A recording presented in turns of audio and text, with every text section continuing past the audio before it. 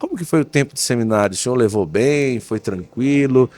Se a gente pudesse destinar duas coisas que chegaram a ser dificuldade, a gente conseguiria pontuar o quê, por exemplo? A diferença de idade que havia entre mim e meus colegas. Eu tinha 13. O meu colega mais novo naquela turma devia ter 15. Para o ensino médio, devia ter, acho que por aí. Então, os interesses deles já eram uns. Naquele tempo, a puberdade da gente não era como a de hoje, e os interesses eram muito diferentes. Então tinha um gap, tinha uma distância grande, e era difícil para eu me adaptar. Somou-se a isso o fato de que eu vindo de uma escola muito deficitária, por causa de quinta oitava, por exemplo, os professores vinham do Maria Helena, o nome do município, 15 quilômetros para chegar naquela escolinha rural. Não tinha asfalto. A areia, que é aquele noroeste do Paraná, é arenoso, não é a terra roxa de Maringá, Londrina, Campo Mourão, não. Aquilo lá, o Moarama, Paranavaí, é areia. Então, seca muito grande, formavam-se bancas de areia nas baixadas. Não passava a Kombi que levava os professores. Se o tempo estava para chuva, eles não iam, porque se chovesse não voltavam. Se já tivesse chovido, não iam, porque não dava mesmo para ir. Então, eu imagino que das aulas que a gente devia ter, não tinha nem metade num ano. Olha. Aquela formação de quinta, oitava ficou deficitária não por má vontade de ninguém, por limites mesmo. Então, no meu primeiro ano, num colégio marista, colégio de nível alto, eu fiquei para recuperação em todas as disciplinas, todas mesmo. E em duas delas eu peguei um negócio que naquele tempo se chamava recuperação terapêutica, que era salva-burro. Recuperação terapêutica. Recuperação terapêutica. Era assim que se chamava. A média, isso é uma coisa. Era assim, a média final aí com 5 passava, não precisava tirar o 7, que era no fim das contas. Era para salvar de máximo. Então, além da diferença de interesses, tinha aquela dificuldade no estudo que era grande. E os maristas, naquele tempo, tinham um sistema de prêmios e castigos que quem tirasse nota vermelha numa prova ficava uma semana sem o esporte ou sem o intervalo. Tinha que ir para a biblioteca. Imagina então, eu acho que eu passei aquele ano inteiro na biblioteca, nos horários de esporte. Estudou bem, hein? Mas olha, eu descobri uma coleção daquela revista National Geographic. Olha! Em inglês, e tinha algumas em português. E eu me encantei de ver aquilo tudo, aquelas fotos. Tinha uma enciclopédia da Segunda Guerra, que por causa do meu padre, que contava histórias da Segunda Guerra, fui ver aquela enciclopédia, 5 volumes de Segunda Guerra. Eu me apaixonei por leitura, um pouco pelo aprendizado em casa, mas era bem limitada, a leitura se limitava à Bíblia. Sim. E a História Sagrada em 4 volumes que meu pai comprou, ilustradinha também. Mas depois lá no seminário tinha uma biblioteca muito boa, e aí virou um mundo aquilo para mim. E eu passei também naquele primeiro ano, sobretudo, muitos momentos de tristeza. Eu não queria desistir, eu queria ser padre, mas eu achava que eu não ia ser capaz. Então, eu gastava uns tempos assim na capela, tinha uma vitrolinha com umas coleções de músicas clássicas, assim, paz e oração, coisa assim. Eu colocava o disquinho, ia rezar e ler História de Santos. Tinha uma coleção grossa, assim, Na Luz Perpétua. Mas e eu ficava lendo História de Santo. Então, comecei assim, conhecer a história deles, me encantei pelos mártires. Pois eu, em vez de ir lendo dia por dia as coisas, eu ia no índice para ver os mártires, e li todos os mártires primeiro, depois, enfim. Então, as próprias dificuldades que eu passei, sobretudo naquele primeiro ano de seminário, foram para mim fontes de bênção, foram fontes de graça. Eu acredito mesmo que é pela cruz que se chega à luz, que como os clássicos diziam, né?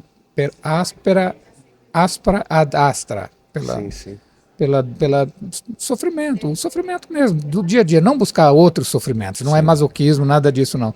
É a capacidade de aceitar os limites, os sofrimentos da vida que nos permitem. A formação em si, seminarística, naquela época, também trazia um pouco do viés da teologia da libertação? Sim, em muitos lugares. Como o senhor encarava essa situação? Na época, via realmente como um caminho possível? Sim, viável? Encantado com aquilo.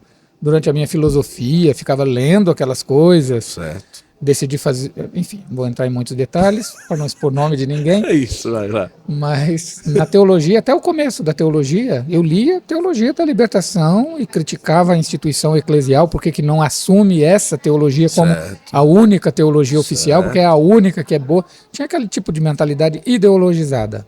Claro que a teologia da libertação tem algumas coisas boas. Sim. próprio São João Paulo II reconheceu isso, ela tem que ser purificada, não é? Mas, Claro. enfim, voltando à pergunta, no seminário onde eu fiz teologia, sim, o ambiente dos professores era basicamente esse. Vários professores colocavam como critério para nota, às vezes a nota principal do semestre, a leitura e a resenha de um livro de Sim. Leonardo Bossi, Sim. de Gustavo Gutierrez, de John Sobrino. Uhum. São 3 teólogos latino-americanos que foram, inclusive, corrigidos, porque a sua teologia, em alguns aspectos, não correspondia à fé da Igreja Católica. Como o padre chegou a ter como o Dom Beni, uma certa percepção diferenciada disso? Como que foi? Não, eu já ao se tinha tornar? sido vacinado. Certo. Já tinha mudado a minha percepção Como seminário? como seminarista, porque ia a lojas de livros usados por causa do dinheiro, né? Sim, Comprar claro. livro usado é mais Sim, barato mais que comprar barato. livro novo. Isso. E lá eu comprei um livro chamado Introdução ao Cristianismo, que me pareceu interessante. Comprei, comecei a ler esse livro, Introdução ao Cristianismo. E teve um dia, numa aula, que o professor estava expondo um tema e eu tinha, por coincidência, lido aquele mesmo tema naquele Quem que é o livro. livro? Pô, desculpa. Já vou te dizer. Tá. Já Tô ouvi, criando já. suspense. Já ouvi isso aí. Isso não aqui é roteiro de filme americano. Deixa o suspense. Gostei. Vai lá. E aí o senhor tinha lido? E aí eu tinha lido aquele tema nos dias anteriores. Aí levantei uma professora, eu li de um outro autor sobre isso, tal e tal opinião. Mas disse Com muita tranquilidade. serenidade. Ele, quem é esse teólogo? Eu falei, professor, eu não me lembro o nome dele, mas o livro se chama Introdução ao Cristianismo. Se você vai continuar citando esse autor nas minhas aulas, não precisa ver. Uau! Aí, o que um adolescente faz? Um jovem de 17, de 18, 19 anos faz? Quando uma coisa é proibida. Uau! Aí eu Vou vou pra ver cima. o que tem nesse negócio. Joseph Ratzinger. É o que eu ia falar agora. Foi meu Ele encontro com mesmo. Ratzinger. Caramba. Fim do meu primeiro ano de teologia. Mudou a minha percepção, porque daí eu li aquele livro várias vezes. Não é um livro que se entenda com uma leitura única. Sim. Ratzinger foi se tornando mais simples com o passar do tempo, É. sem perder profundidade. Isso. O início dele, ele tem muito aquele jeito acadêmico alemão que ele felizmente foi perdendo. Mas mesmo naquele período, mais alemão dele, mais teórico, a substância espiritual da teologia era muito presente. Aí depois disso fui ler outro, O Novo Povo de Deus, eu fui ler, a época era Dogma e Anunciação, tem uma nova edição que se chama Dogma e Anúncio, a Igreja e a Unidade das Nações, um livretinho. Fui devorando o que tinha, não era muito o que tinha sobre ele em português. O professor se revoltou. Sim, eu nunca mais citei, evidentemente, que Obedeceu. a minha nota dependia mais dele do que de mim, eu entendi, né? Mas não deixou de ler, né? Não, pelo contrário. E mudou a minha perspectiva do encanto com a teologia da libertação. Eu descobri que tinha outro universo, que todo o pensamento da igreja não se resume a uma linha teológica. Então eu fui descobrindo a católica. Católica, é assim que diziam os escritores antigos, Cipriano de Cartago, Sim, Agostinho, em vez de dizer igreja católica, eles diziam a católica, certo. simplesmente. Desde o início, é da característica do catolicismo a pluralidade interna. Toda forma de entender catolicismo de modelo único não é católica. Isso é característica de pensamento sectário. Numa seita, ou você pensa igualzinho ou sai daqui. Isso. Na católica, os padres da igreja, sobretudo os norte-africanos, gostavam de comparar com a Arca de Noé. Cabe todo tipo de bicho. E tem 2 relatos sobre a arca no Antigo Testamento. Um diz que é um casal de cada tipo de bicho. Tem outro relato interessante que diz que eram 2 casais de cada bicho puro e um casal de cada bicho considerado impuro. E eles, os padres, usavam isso para comentar que o pecador ainda é membro da igreja, bicho impuro. É membro da igreja, está na arca, tem esperança de salvação. É típico do catolicismo ser não ou.